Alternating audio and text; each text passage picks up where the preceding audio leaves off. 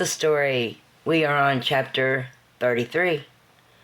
As we entered the bar, I looked about as Brian carried me. The palace was similar to Valhalla, not as large, yet the layout was the same. The gathering room, dining room, library, kitchen, great hall, consolation room, and the offices of the executive members were all on the first floor. The second floor was where the recreation room, playroom for the children, recording studio, gym, and offices of the leads of the palace were. The third floor were the rooms and studies of the members of the circle, and the fourth floor were the children of the members of the circle. The fifth floor was the guards' chambers, and the sixth floor was the Thornton rooms, and the seventh floor was the suites, also what are called used rooms. There was a north, south, east, and west corners of the palace. Danny's room was on the north side of the palace. His room was very elegant. There was a canopy bed with curtain, a dresser, chest of drawers, a chest in a corner, a table in another corner, and a vanity. There were 4 other doors. One would lead to his study, the other a walk-in closet. One was a supplies closet for cleaning items, and the other things that were for Thornton's. Then the last door was a full bath. The room was light blue, and a curtain on the window and bed were a little darker blue. Then the walls and the carpet were white. I sat on the bed looking about as the door opened and my little sister entered with a tray. On the tray was a bowl of soup and bread with a salad along with a soda. She stood looking to me holding the tray. "I cannot believe what you have went and done," she told me as she set the tray down, straddling my legs. "Greetings, Jolene," I smiled. "You're crazier than I," she told me, stepping back and moving to a heel at the side of the bed. "Why do you say that? He wanted me with him. I wanted to be with him, and he is an executive prince, and his people need him," I told her. "Yes, I understand this, sis. However, Daniel Humberg is harsh. You know he whipped one of the girls just because she forgot to place an item back on his desk in the right place? And it was only a paperweight," she told me, and I started to laugh. "Joey, there had to be more to it than that," I told her. "Sissy, he is not the same to a Thornton as he is to one that is free." "You are now not free," she said with concern. "You are so funny. He loves me. I love him." "Jolene, do not worry," I told her. "Patsy, I never told you what happened after we returned to Atlantis. He actually whipped the fool out of me, and for 2 weeks he allowed me to do nothing without his say. He was the only one allowed to feed me, and every time I even thought of making a mistake, he would beat me. Sis, I was the Thornton he beat because I did not replace the paperweight back where he wished it," she told me. I listened and sighed. "Jolene, he was also very upset with you. Look at all you had done," I told her. "Do me a favor and just do as he asks. I will not be able to watch him treat you as he does others," she said, filled with concern. We were talking and I was eating when Danny came into the room. Immediately, Jolene placed her head to the floor. One thing was for sure, she was frightened of Danny. This I did not understand. "Jolene, what are you doing? Rise up," he told her. "Master, a girl was doing nothing at all," she replied. "All right, I am missing something here. Why did you royal bow to me?" he asked. For you or master is an executive prince, she replied. True, however, you are gold-collared and you are of the circle.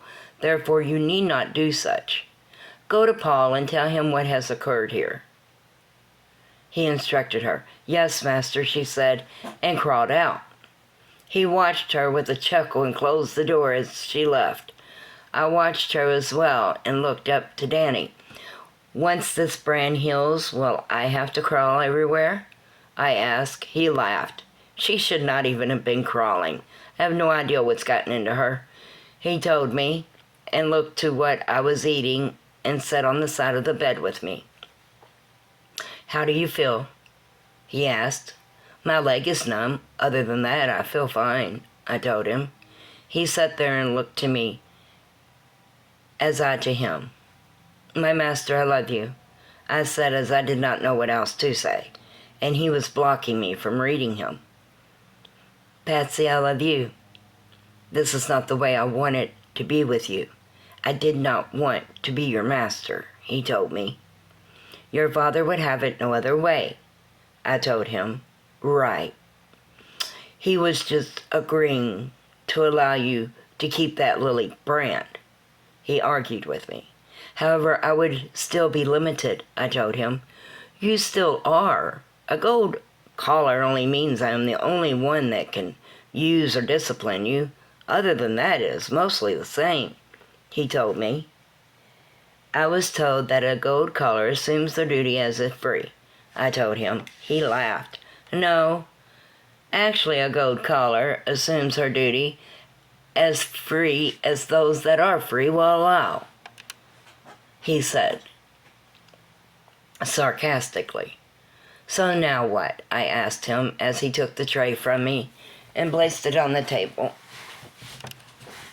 What do you mean? He asked. What is my duty, my master? I smiled. Your duty is what you know it to be. Nothing is going to change, as far as I am concerned. Father insisted I own you,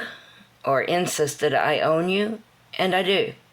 Cease addressing me as master. Submit, he said. I laughed. What are the decrees of that order? I asked him. You do not know, he asked. No, I only know you are to assume oneself as if free, when given the order, I told him. Then that is all you need to know. Assume yourself as free. He told me, Danny, when you assume something, you sometimes end up making an ass out of yourself, I told him. He leaned down and kissed me. We will see, will we not? I will tell you as we go. Right now, just be as you are. I returned his kiss. Word is Daniel Humberg is harsh and mean to those of the Thornton status, I teased. Is he now? You no matter what that brand is, are not of that status, he informed me. I only smiled to him. He was still fighting. He was fighting the brand and the collar. However, I would not fight with him, especially now that he owned me. I was still at the tavern performing as I always did. I practiced and managed the performances. As always, nothing had really changed. As he said, other than I was now rose-branded and had a gold collar about my neck. Yet not many even noticed it. I was sitting in his study putting together a recording disc layout when the door opened and a girl came into the room. She stood and looked to me. Greetings, I said. She had a platinum collar on and a black dress. She was one of the palace girls of Devar. Yes, greetings, she replied in a tone hard to explain. However, I gathered she did not like me. She did not know me, yet she did not like me. You need to leave so I can clean the study, she said, and I blinked. I am working in here. You can clean it as I work, I informed her. You may be in a gold collar. However, I know you are no more trained than I am to that gold collar.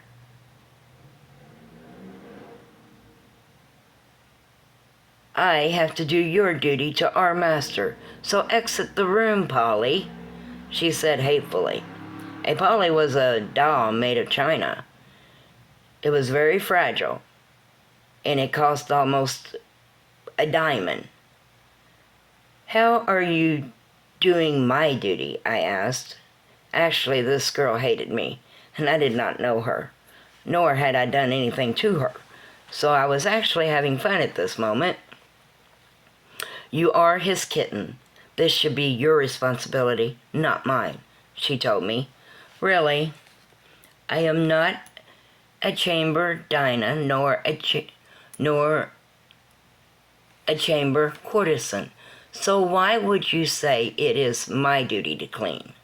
I asked her, as it really was not my duty. She was just jealous. I thought it quite funny, or that's what I thought to myself. Just because you're Patsy Lee, you believe you're something better than me, she told me. When did I say that? I asked her with a laugh. Leave, she ordered me. No, I am working. You leave. I will clean the study, I told her, still laughing. You think me stupid? My master would beat the hide off me if you were to do such, she informed me. Yes, well, what he does not know will not harm him, and I shall clean it. Now off with you, I told her. I have to obey my duty, unlike you, she told me. Look, whatever your name is, I have nowhere else to work, and I am working, so go away. I laughed. She gave me a mean look. I will not receive the whip because of you. You are no longer free, she informed me, as if I didn't know this. And I came to the conclusion she was not going to leave, and one of us really needed to give in. Fine, I will go. Have fun. I laughed and stood, taking the materials and leaving the study. I moved out of the palace and was going to the North Tavern, or the Southern Tavern. At least there I could work without having others around that hate me for no reason. Now, no one bothered to tell me I was not permitted to leave the palace without allowance from Danny, nor did I think I needed his allowance. Okay, we are on chapter 34. Poor Patsy. It has been the passing of, I would say, 2 months. Granted, Danny had been bringing me to the tavern each day and picking me up, or else he had Brian with me, which was always the case, even before he owned me. I never truly thought anything of it on this day, as Danny had Brian with him, and they were at Valhalla. I walked into the tavern and over to my table and sat. Sandy came over to me and looked to me, then around. Where is Danny or Brian? She asked oddly. They are at Valhalla. Why? I asked her. Why are you here then? She asked. Sandy, I work here, I laughed. Patsy, you are without an escort, she said, becoming nervous. Sandy, what am I missing here? I asked her. Patsy, you're gold-collared. You're owned by an executive prince, and you are not trained to the circle. You may not wander around freely, she told me, and I laughed. Sandy, no one has said I could not be here without escort, I told her. Patsy, it is common knowledge, she was saying when Peter came into the tavern. Now it is too late, she said, and moved down into a hill as Peter came over to me. Girl, where is your master? He asked. Peter was the one in charge of the Thorntons of the palace of Var. He was responsible for the ones in the palace. I looked up to him. Greetings, Peter. Danny is at Valhalla, I told him. Danny may allow you to speak open and do as you please. However, I'm not Danny. You will not disrespect me, girl. Now let's go. He told me, grabbing my arm. Let go of me. I am here to work, and you are not over me. You are not my owner, I told him, and he jerked me out of my chair, and I screamed and broke free from him. As I did, Tony came out of his office. Jack and Douglas jumped off the stage. "What is going on?" Tony asked, looking to Peter. "Greetings, Peter," he said as he now stood between Peter and I. "She is to be at the palace and not this tavern, as her master has not given allowance for her to be," Peter told Tony. Jack and Douglas looked as if they were going to grab Peter. Tony looked to the two of them. "Back down, you know who he is. Do not be foolish," Tony told them. "Danny can come for her," Jack told Peter. "As she is now of Devar, and I have not a release form for her to be unescorted, she is in default," Peter said. "I am not in any default," I told him. Tony looked to me and tapped my collar. "Patsy, you very well know what a collar means. Now silence," Tony said sternly. I said nothing and nodded my head. He turned back to Peter. "All due respect, Your Highness. I will take her personally to her owner. As a member of the royal circle, you cannot deny me such request," Tony told him. "True." "Then take her and tell my brother I wish a word with him," he said spitefully and turned, leaving. "Patsy, what are you thinking?" he asked me. "Lord, what did I do? What is amiss? I was trying to work in Danny's study, and a courtesan ran me out so she could clean it. Then I came here, and everyone acts as if I am in default of the first decree." I said, not quite understanding all this. "Has Danny not told you what you can and cannot do?" he asked. "I guess not, as he told me to assume myself as free. In return, I told him that leads to making an ass out of me, and it seems it has," I said, no longer finding anything funny. "Come, I have to take you to Danny," he said, and I gathered the voters I had and moved with him to the coach. As we entered Valhalla, Tony turned to one sitting at the information desk. As Valhalla was open to the public from 8 passing of the first sun until 6 passing of the second sun. There is a person at the information desk to assist those that enter. "Can you tell me where we can find Prince Daniel?" he asked. "Prince Daniel is in the practice room," the man said, and he moved down the hall and then to the left, then up the stairs to the second floor, into an area which was indicated. As we entered, we both stood off to the side. Danny, Paul, Emmett, Scott, Mike, Law, and Brian were there. They had swords in hand and were practicing at the same time. They all turned and looked to me, then Tony. "What is going on?" Danny asked, moving over to us. "Patsy came to the tavern to work, and Peter came to collect her, as she came alone," Tony said. "Great. Patsy, why did you leave the palace?" he asked me. "Because the courtesan that cleans your chambers wanted me to leave so she could clean them. I told her to leave, and I would. However, she refused, so I went to the tavern to work in peace," I told him. "Report 24, Scott laughed. "My goal is 50, Danny said, and I looked from one to the other, kind of confused to what they were talking about. "Danny, I did not know I was not to leave. You did not tell me I was not to leave," I told him. "'Tis all right, Tony, thank you," Danny said. "Peter said to tell you he wishes a word with you when you return to the palace," Tony then said. "Danny, you really need to explain things to Patsy. Just a word of advice, friend," Tony said.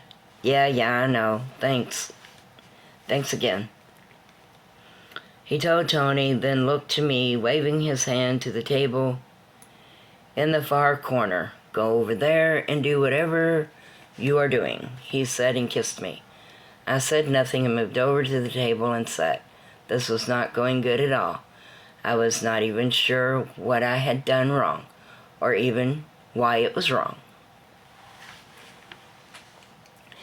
Now, that incident came and went.